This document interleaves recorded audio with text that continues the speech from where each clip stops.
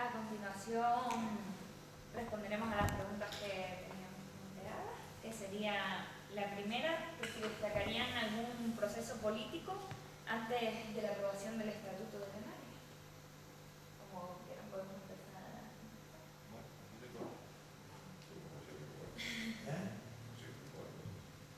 Échame el micrófono por acá, yo creo que se me oye perfectamente. La pregunta es destacar algún proceso político anterior al Estatuto de Autonomía. Para poder, digamos, expresarme en este tema, una pequeña introducción nada más. Naturalmente, comprendan que yo hablo de una perspectiva del nacionalismo de izquierda, de izquierda. Yo me sigo considerando, a pesar ya de la cana de todo, marxista. Entre errores, sigo siendo marxista. Y considero que el marxismo es la explicación, es el acercamiento más profundo, histórico, a las realidades sociopolíticas y económicas. Partiendo de esto, que es una advertencia previa que debo hacer, voy a hacer un símil histórico, y perdón a los militares que esto sabe de verdad, que yo no sé nada de esto. Italia. En Italia se desarrolla toda una teoría, con Mancini, etcétera, sobre el tema de la necesaria independencia italiana, que hablando de mediados del siglo XIX. O sea, que Italia estaba ocupada por África, ¿no?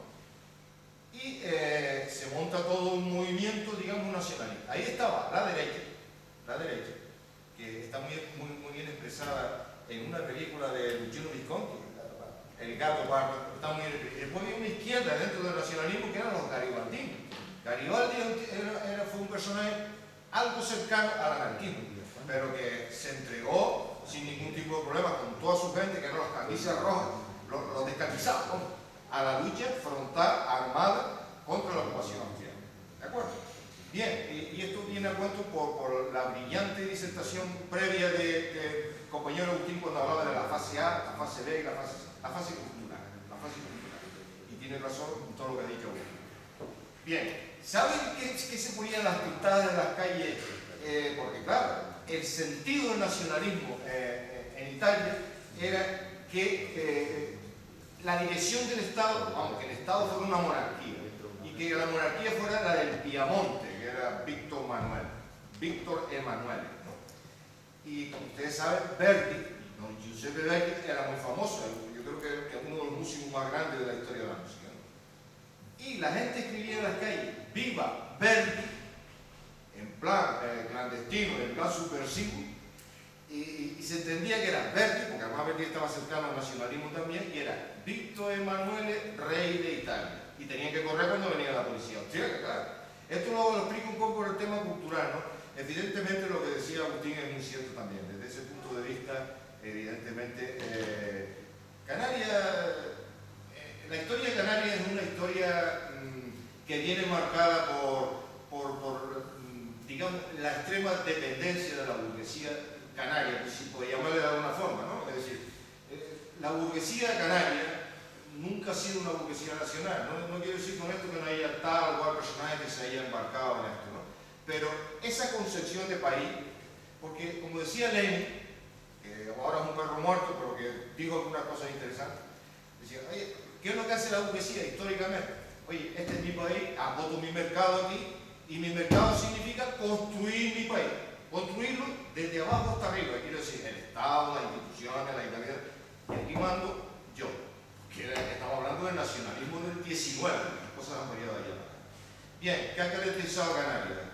Señora, compañeros y compañeras, por lo que ha caracterizado es la extrema atomización de la burguesía canaria, muy dependiente, y que de vez en cuando, solo lo han visto ustedes históricamente, sacaban el tema del peligro de la independencia de Canarias cuando quería chantajear, entre comillas, al Estado, al gobierno, incluso en la época de Franco, que se llegó a decir a alguna parte. Claro, aquí cuando venían los militares, que venían los capitanes generales, cambiaba el capitán general, venía el otro, lo primero que hacían era decir, esta es una tierra españolísima, esto no hay Dios que lo trata, porque esto es España. Y yo decía, oye, aquí viene tanta insistencia, porque si fuera así, aquí viene tanta insistencia de que es España, si en verdad fuera España no hace falta decir. Porque había una duda, ¿vale? Había duda esencial. ¿Y qué quiero decir con esto? Quiero decir que tal vez, esto lo apunto, porque es algo que siempre me ha rondado en el cerebro, que tal vez uno de los grandes condicionamientos de esa marginalidad del nacionalismo canario es que la burguesía, o por llamarle de alguna manera, yo diría que son las burguesías, porque hablar de la burguesía como clase cohesionada en Canarias, yo creo que no se puede, ni siquiera hoy creo que se puede hablar de eso, porque hoy tenemos una cosa muy extraña que ya lo hablaremos después. No se embarcaron nunca, ni siquiera en un planteamiento de proyectos para conseguir, digamos, la construcción nacional del país. Nunca, nunca.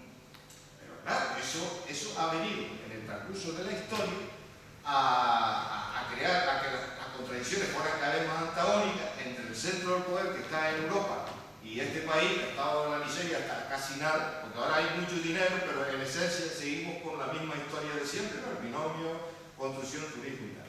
Entonces, destacar algún proceso político anterior. Afortunadamente, Agustín ya explicó, digamos, los mediatos, finales del siglo XIX, con Secundino Delgado, la fundación del Guanche, la fundación de ese partido nonato. Esos son antecedentes que yo le doy importancia en tanto cuanto había una cierta sensibilidad, al menos en sectores, digamos, de la pequeña burguesía canaria, ¿no? Luego está el proyecto de Estatuto de Autonomía, que bueno, se hizo el borrador en plena Segunda República, Ya eso indica que había ya una sensibilidad, la necesidad de darle personalidad a este país, aunque se planteara no ser una república federal. Ojalá se hubiera conseguido. Bien, dejando eso a un lado, que yo creo que eso históricamente tiene importancia, ya la resaltó antes Agustín, evidentemente, usted comprenderá porque lo he vivido. ¿A qué le doy yo importancia? Yo creo que el proceso político más importante, y yo debo resaltar, no solo por haberlo vivido, sino porque aquello fue de orden, ¿no? Es decir, fue la fundación del Pueblo Canario Unido y posteriormente lo que pasó, que evolucionó después de un PC. Tengan en cuenta ustedes que los grandes partidos estatales y españolistas, pero han tenido dinero al puerto. Bueno, pues el Pueblo Canario Unido se montó con la voluntad y el trabajo de las personas que se integraron en ellos. Dieron abandonaron todo, pero todo, ¿no? Y se dedicaron nada más que a mandar para adelante la candidatura. Eso hoy puede parecer extraño, en aquella época, mira, uno entraba en casa a las 5 de la mañana, dormía 3 orillas y salía y otra vez a trabajar políticamente. Y eso eran todos y todas.